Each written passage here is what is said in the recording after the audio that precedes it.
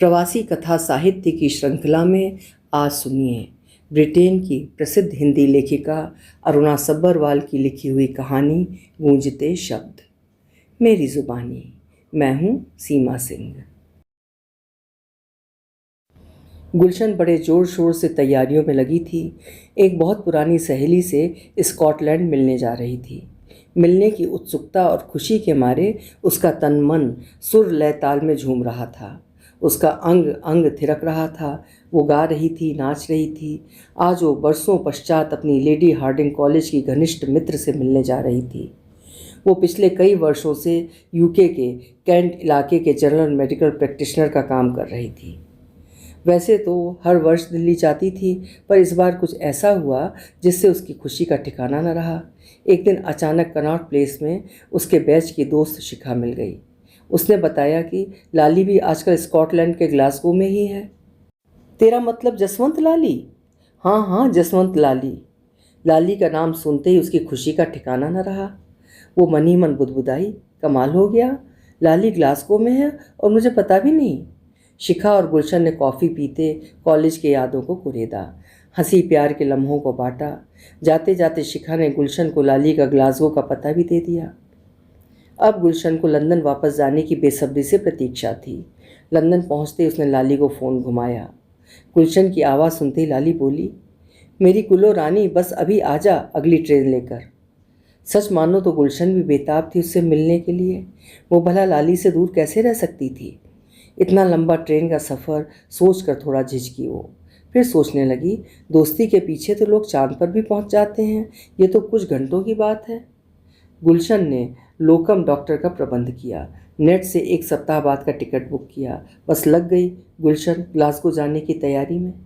उसकी खुशी और चुलबुलाहट उसकी आंखों से झलक रही थी। वैसे भी यूके में वर्जिन ट्रेन 120 मील की रफ्तार से भागती है। उसमें फर्स्ट क्लास जैसी सभी सुविधाएं उपलब्ध हैं। उत्सुकता में एक सप्ताह पलक झपकते ही बीत गया। वो दिन आ ही गया। कुरमुरी सुबह थी, एक ताजगी भरी सुबह, ऐसी सुबह जिसे अपने सीने में मचलते महसूस कर सकते हैं।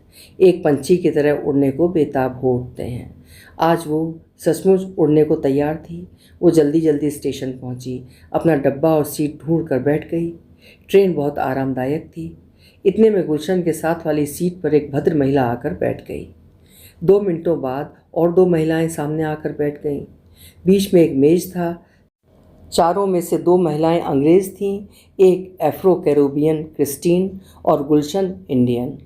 पोशाक और व्यवहार से सभी प्रोफेशनल दिखती थीं। धीरे धीरे बातों का सिलसिला शुरू हो गया। शुरू में तो वो गुलशन के बारे में थोड़ी संदिग्ध थीं, हिचकिचा रही थीं बात करने को कि शायद वो अंग्रेजी भी बोल सकती है या नहीं। बातचीत के पश्चात उनकी ये शंका भी दूर हो गई। उन चारों के व्यवसाय अलग अलग होने से वार्तालाप और भी मनोरंजक हो गई। दोनों अंग्रेज़ लिंडा और एन तो कार्लाइल पर उतर गईं। ग्लासगो पहुंचते ही ट्रेन से उतरते क्रिस्टीन ने हाथ मिलाते हुए कहा, God willing we will meet again. ये वाक्य सुनते ही गुलशन सिहर उठी।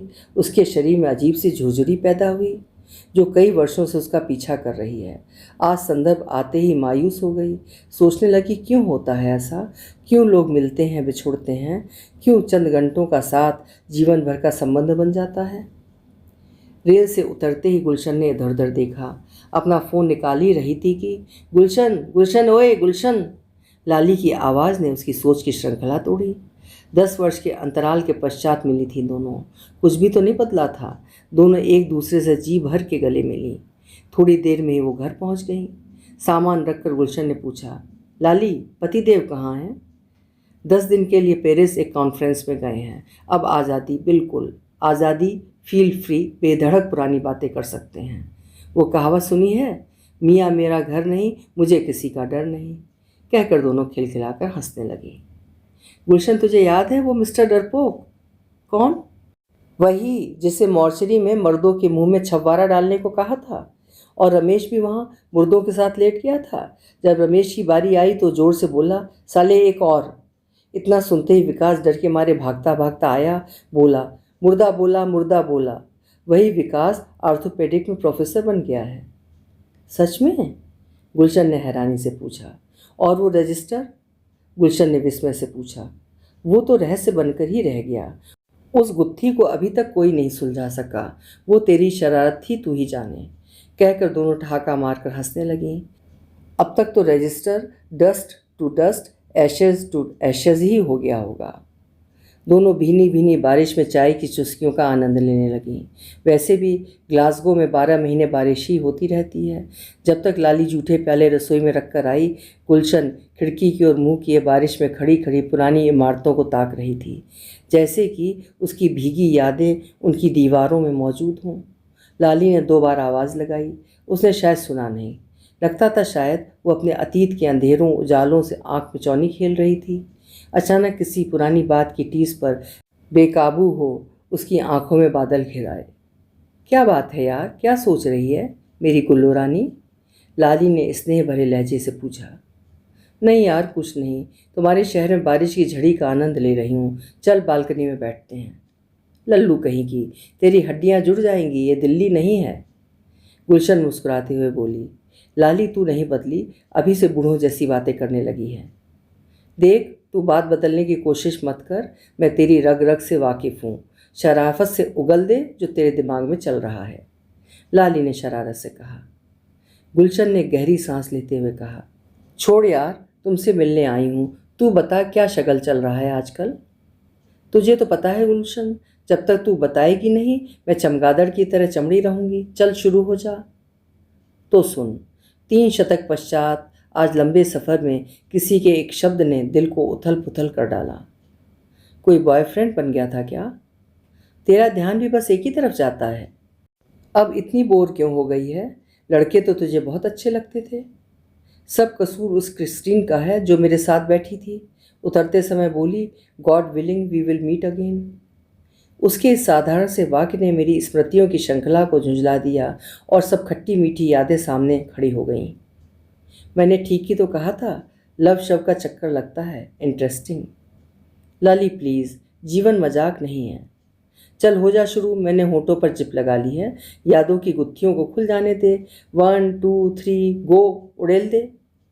मन को सहज करने के लिए गहरी सांस ली और बोली, तो सुन, बात 2 दशक पुरानी है। तभी से रेल का सफ़र पुराने घावों को ताज़ा कर देता है। दिल धड़कने लगता है। अतीत की स्मृतियाँ आंखों के सामने नृत्य करने लगती हैं, कभी कत्थक तो कभी भरतनाट्यम। हमारी एक चाची जी गर्मियों की छुट्टियों में अपने दोनों बच्चों विशाल और सुमन दीदी को लेकर चाचा जी से मिलने आसाम जाती थी। उस वर्ष मैं भी उनके साथ गई। हम बहुत ज़ोर शोर से तैयारियों में जुट गए। सफ़र बहुत लंबा था, सभी बहुत उल्लसित थे। दिल्ली से नागालैंड जाने वाली गाड़ी नंबर 2354 में हमारी 4 स्लीपर्स बुक थीं। उत्साह में स्टेशन पर जल्दी पहुंचकर हमने केबिन में अपनी धाक जमा ली। अचानक एक ऊंची कद काठी का सुदर्शन युवक और उसका दोस्त 5वीं और 6ठी सीट पर आ बैठे, रंग में भंग डालने। पल भर को लगा क्या इस एलियन को हमारे केबिन में ही जगह मिली थी। फिर सोचा, हमारे कौन से बाप की गाड़ी है, रेल विभाग को तो टिकट बेचनी ही थी। हाँ, मेरी नज़रें उसके चेहरे पर टिकी की टिकी रह गईं। उसे देखते मेरे मन में गुदगुदी सी पैदा होने लगी। उसके चेहरे पर बला की संजीदगी थी, स्वर में मिठास और व्यवहार में शिष्टता। उसे देखते ही मेरा हृदय नवीन आकांक्षाओं से धड़क उठा। 1-2 घंटे की औपचारिकता के पश्चात सभी आपस में खुलने लगे। फिर रफ्ता रफ्ता वो हमारे दिल के मेहमान हो गए। मेरा क्या, मिस्टर ऋषभ कन्हैया ने सबका दिल जीत लिया। सफ़र 36 घंटे का था, इसलिए दोस्ती करना ज़रूरी और मजबूरी थी। बातों का सिलसिला आरंभ हो गया। बातों से अब सब बोर होने लगे थे। सुमन दीदी ने सुझाव दिया कि जब तक रोशनी है क्यों ना ताश खेली जाए। सब ने मिलकर सीटों के बीच ट्रंक खिसकाकर मेज बना ली। बस शुरू हो गए, कभी रमी, कभी स्नैप और कभी फ्लैश इत्यादि। जहाँ जहाँ स्टेशन पर गाड़ी रुकती हमारी दावत शुरू हो जाती। कभी आलू पूरी, कभी चाट, कभी मसाले वाली चाय वाय का दौर निरंतर चलता रहा। धीरे धीरे अंधेरा छितराने लगा। धीमी रोशनी के कारण ताश स्थगित कर दी गई। खाने के बाद विशाल ने अंताक्षरी का सुझाव दिया। आंटी जी ने अंताक्षरी को अगले दिन पर टालते हुए कहा, आपस में बातें करते हैं। बातों बातों में ऋषभ ने बताया वो एक इंजीनियर है। हाल ही में तरक्की होने से वो नागालैंड में नई नौकरी का चार्ज लेने के लिए बहुत उत्साहित है। रोहित का तबादला भी नागालैंड में हुआ है। दोनों एक ही महकमे में काम करते हैं। आंटी जी ने बताया कि अंकल जी भी इसी महकमे में चीफ इंजीनियर हैं। फिर इधर उधर की बातें होती रहीं। अंताक्षरी को कल पर छोड़ दिया गया। गुल्लो रानी, तू तो सपने देखने लग गई होगी, लाली ने छेड़ते हुए कहा। क्यों नहीं, मैं तो रात भर सबकी नज़रों से बचाकर ऋषभ को ही निहारती रही। कितना सहज था उसका व्यक्तित्व, ना कोई बनावटीपन, ना कोई छलावा। चेहरे पर ताजे खिले गुलाब सी मुस्कुराहट फैली रहती थी। आज की सुबह और दिनों से अलग सी लगी। मगर सुबह अलग कैसे हो सकती है? सुबह का स्वभाव तो एक ही होता है। बदली तो मैं हूँ, मुझे तो सब कुछ बदला नजर आ रहा है। मेरा हृदय नवीन आकांक्षाओं से धड़क उठा। दूसरे दिन नाश्ते के बाद अंताक्षरी का दौर शुरू हुआ। Man versus women. मैं, सुमन दीदी और आंटी जी एक तरफ, विशाल, रोहित और ऋषभ दूसरी तरफ। हम तीनों संगीत प्रेमी ही नहीं, सुपर संगीत प्रेमी थे। गानों का ग्रंथ भी कह सकते हैं। होते भी क्यों ना, मेरी तथा सुमन दीदी की कॉपी तो सदा रेडियो के पास ही पड़ी रहती थी। हमारा मैच शुरू हुआ। लड़कों की बहुत पिटाई हुई। जो तय थी, लड़के अपनी हार से कुंठित होने लगे। ऋषभ हैरानगी से बोला, कमाल है भाई, यहाँ तो सारा कुनबा ही चलता फिरता गानों का एनसाइक्लोपीडिया है। मैंने भी गर्व से कह दिया, यही नहीं, हमारी सुमन दीदी तो कोई भी संगीत वादन बजा सकती हैं। अब हम अंताक्षरी के दूसरे विकल्प ढूंढने लगे, जैसे सिर्फ कभी मोहम्मद रफ़ी जी के गाने, कभी किशोर जी के, कभी लता जी के, वगैरह वगैरह। हवाई जहाज़ तो था नहीं, नहीं तो फिल्मी देख लेते। कंप्यूटर, स्मार्टफोन और आईपैड भी नहीं थे। रेडियो की बैटरी भी धीरे धीरे दम तोड़ रही थी। हमारी भी बस हो चुकी थी। आज आखिरी दिन था। हमारी मंजिल करीब आ रही थी। बिछोड़ने का समय आ गया था। मेरा दम निकलता जा रहा था। अब तक मैं ऋषभ के प्रेम में पूरी तरह रंग चुकी थी। पागलपन में मैंने उसका नाम अपने हाथों पर लिखकर चूमना शुरू कर दिया। मुझे पूरा एहसास हो गया था कि ऋषभ को भी मुझसे प्यार हो गया है, क्योंकि अंताक्षरी में वो प्यार के गीत प्यार से मेरी तरफ देख कर ही गा रहा था, जैसे न ये चांद होगा न तारे रहेंगे, और हमें तुमसे प्यार कितना। अब अंताक्षरी समाप्त करने का समय आ गया था, क्योंकि कुछ ही घंटों में गुवाहाटी आने वाला था। अंत में ऋषभ की बारी थी। उसने जीवन के सफ़र में राही मिलते हैं बिछुड़ जाने को और दे जाते हैं यादें तन्हाई में तड़पाने को गाया। मेरे और ऋषभ के मौन संवाद चलते रहे। अभी स्टेशन आने में थोड़ा समय था। सबको भूख सताने लगी। हमारी मठियाँ, नमक पारे, बिस्कुट सभी समाप्त हो चुके थे। यूँ कहिए हमारा चलता फिरता ढाबा भी खाली हो चुका था। रोहित ने ऋषभ को याद दिलाते कहा, यार अपनी मिठाई का डब्बा तो निकाल। ऋषभ ने अपने सामान में से बंगाली मार्केट का मिठाई का डिब्बा निकाल कर सबके सामने रखा। वाह, अच्छी मिठाई है, किस खुशी में? वो शर्माते हुए बोला, मेरी शादी की, पिछले हफ्ते ही हुई है। पत्नी के इम्तहान है, वो 1 महीने बाद आएगी। ये सुनते ही मैं आकाश से धरती पर आ गिरी। ऐसा लगा मेरे दिल की धड़कन रुक गई है और मेरी मौत हो गई है। पर कैसे? न गोली न हार्ट फेल। किस्मत एक छोटी सी रोशनी लेकर आई थी, चमकने से पहले ही बुझ गई। मैंने मन को समझाया, जज्बातों को संभाला और उन लम्हों को अब तक संभालती आ रही हूँ। गुल्लो रानी, जीवन का कोई भी पहला अनुभव अच्छा हो या बुरा, यादों में हमेशा चित्र की भांति बसा रहता है। गुल्लो मेरी जान, लम्हों के साए में जीवन कैद नहीं होते। शिद्दतें चाहे मोहब्बत की हों या आग की, जलाकर राख कर देती हैं, लाली ने प्यार से कहा। क्या करूं, मेरे बस में नहीं है लाली। मोहब्बत एक ऐसा पौधा है जो दिन ब दिन वृक्ष बन जाता है। चुप हो जा, पता आगे क्या हुआ। ऋषभ उत्सुकता से अपनी पत्नी की फ़ोटो दिखाता रहा। उस वक्त मैंने उसकी आंखों में खुशी और प्यार देखा। उसकी पत्नी के क्षणिक विछोह के पीछे उसकी खुशी का एहसास उसके अंग अंग में थिरक रहा था। सबने उसे बधाई दी। बिछड़ने का समय करीब था। उदासी पसरने लगी थी। ऋषभ और रोहित सोच रहे थे कि वो बाकी समय कैसे बिताएंगे। मंजिल करीब थी। आंटी जी ने सबको सामान समेटने को कहा। बिस्तर बंद खोलकर सामान समेटने में लग गए। उन दिनों रेल विभाग की ओर से कंबल तकिए प्रदान नहीं किए जाते थे। सबने हाथ मुंह धोकर नाश्ता कर लिया। आंटी जी ने बढ़िया साड़ी डाली, मेकअप किया, सुर्खी बिंदी लगाकर अंकल जी से मिलन के लिए तैयार थीं। पूरे 1 वर्ष बाद मिल रही थी उनसे। जैसे ही गुवाहाटी पर गाड़ी लगी, अंकल जी वहीं खड़े थे। अंकल जी ने प्यार भरी मुस्कान से आंटी जी को देखा। आंटी जी शर्मा गईं। आंटी जी ने उन्हें ऋषभ से मिलाया। अंकल जी ने ऋषभ और रोहित को 2 दिन गुवाहाटी में रुकने को कहा और बोले, मैं सब संभाल लूँगा। कर्तव्य बाउंड ऋषभ ने सबसे विदा लेते क्रिस्टीन के वही शब्द दोहराए, God willing we will meet again. मुस्कानों के दौर से मुलाकात समाप्त हुई, किंतु मेरे लब खामोश थे। मेरे जीवन में वो बरसात के रास्ते आया और धुंध में खो गया। गले मिलते वक्त सभी गुनगुना रहे थे, जीवन के सफ़र में राही मिलते हैं बिछड़ जाने को। घर पहुंचते आधा घंटा लगा। नहा धोकर राहत मिली।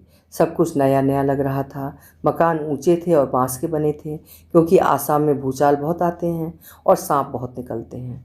नौकर ने मेज पर खाना लगा दिया। टेलीविज़न तो नहीं, पर रेडियो ज़रूर था। अंकल जी 10 बजे की खबरें सुन रहे थे। खबरें सुनते सुनते अचानक सबके मुंह खुले के खुले रह गए। अभी अभी खबर मिली है, आज गुवाहाटी से निकलने के 1 घंटे पश्चात नागालैंड जाने वाली रेल नंबर 2354 को आतंकवादियों ने पटरी काटकर रेल को गिरा दिया है। बहुत से लोग मारे गए। अचानक इतनी भयंकर खबर सुनकर सबकी आंखों के आगे अंधेरा सा छा गया। ये सुनते ही सभी स्तब्ध निशब्द हो गए। सबकी शक्ति क्षीण होने लगी। रात बड़ी भारी गुजरी। घर में मुर्दानगी छा गई।